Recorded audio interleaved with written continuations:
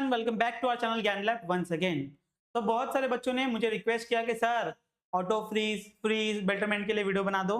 ठीक है, अगर आप लोग नहीं भी बोलते तो भी मैं बनाने वाला था, क्योंकि मैं इस पे बिलीव करता हूँ कि अगर इन वीडियो से एक बच्चे को भी हेल्प होती है तो मेरा इतना मेहनत करने का जो बोलते हैं ना हार्डवर्क है वो सफल हो जाता है। ठीक है, तो उस एक बच्चे के लिए मैं ये वीडियो बना रहा हूँ। बाकी लोग देखो, ठीक है, आप लोग को भी हेल्प होगी। जरूरी नहीं है एक बच्चे को, जितने लोग आप शेयर करोगे उतना अच्छा होगा।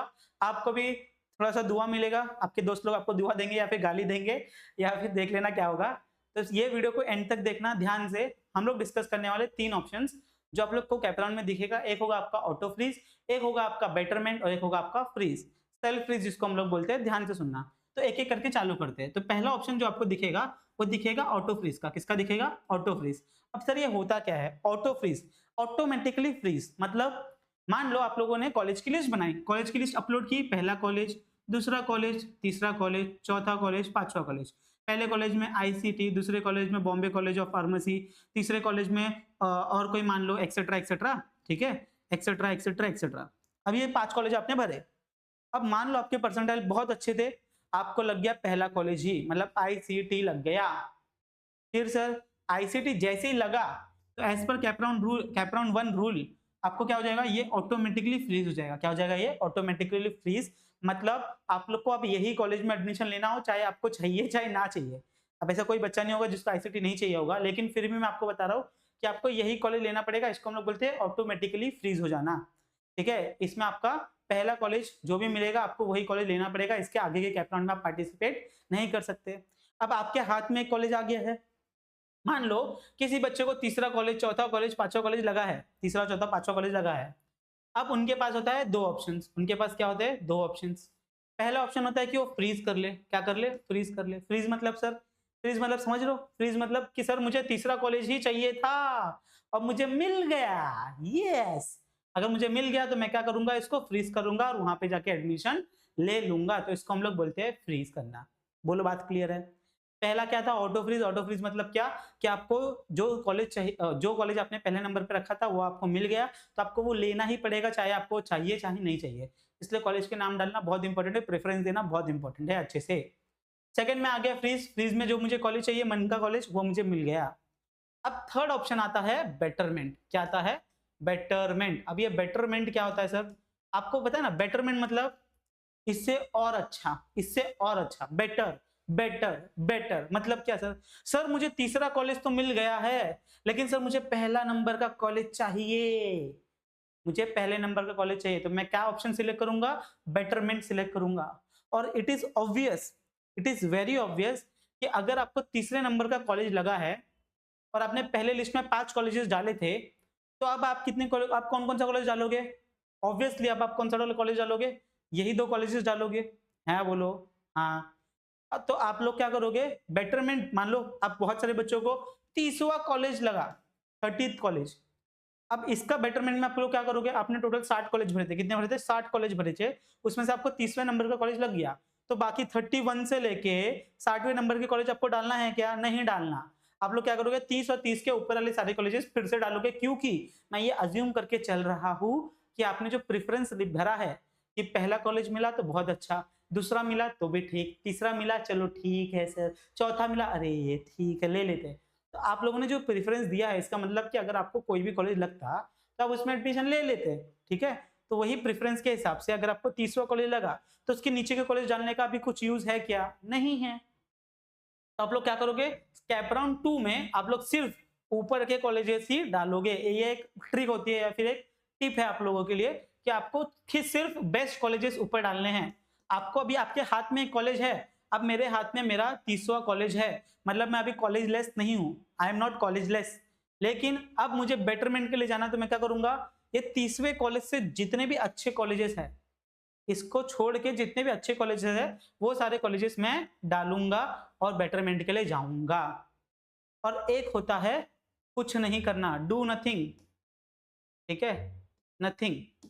ना what is this sir? Nothing मतलब कि इसमें 2 ऑप्शन है, या तो आपको कॉलेज लगा ही नहीं, अगर आपको कोई भी कॉलेज नहीं लगा तो आपको कुछ नहीं करना, ना ऑटो फ्रीज ना फ्रीज ना बेटरमेंट, आपको चुपचाप बैठे रहना। कैपराउंड 2 आएगा, कैपराउंड 2 में फॉर्म भरने हैं, उसमें कॉलेजेस ऐड करने हैं, सब्ट्रैक्ट करने हैं, वो आप लोग कर सकते हो।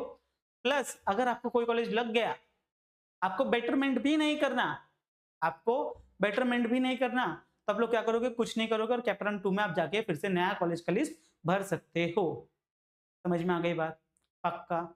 लेकिन ये एक बहुत ही इंपॉर्टेंट 100% मैं आपको एक टिप दे रहा हूँ कि कॉलेज की लिस्ट अभी से आप लोग बना लो, आपके पास बहुत भरपूर टाइम है। तो कॉलेज की लिस्ट ऐसे बनाओ कि आपको कोई ना कोई कॉलेज अलॉट हो जाए, क्योंकि जब कैपराउंड 1 में कॉलेज नहीं मिलता ना, तो धक धक धक धक धक धक धक धक बढ़ने लगता है। कैपराउंड 2 में नहीं मिला तो दिल बाहर निकल के आ जाता है, और कैपराउंड 3 में नहीं मिला, ठीक है, तो तुम मर ही गए फिर। तो इसीलिए कैपराउंड 1 में इतने कॉलेजेस डालो, जितना कम परसेंटाइल उतने ज्यादा नंबर ऑफ कॉलेजेस। क्या बोला मैंने? जितने कम परसेंटाइल उतना नंबर ऑफ कॉलेज ज्यादा, ताकि आपको कोई ना कोई कॉलेज मिल जाए, ताकि आप लोग का दिमाग में जो प्रेशर है और टेंशन है वो थोड़ा कम रहे।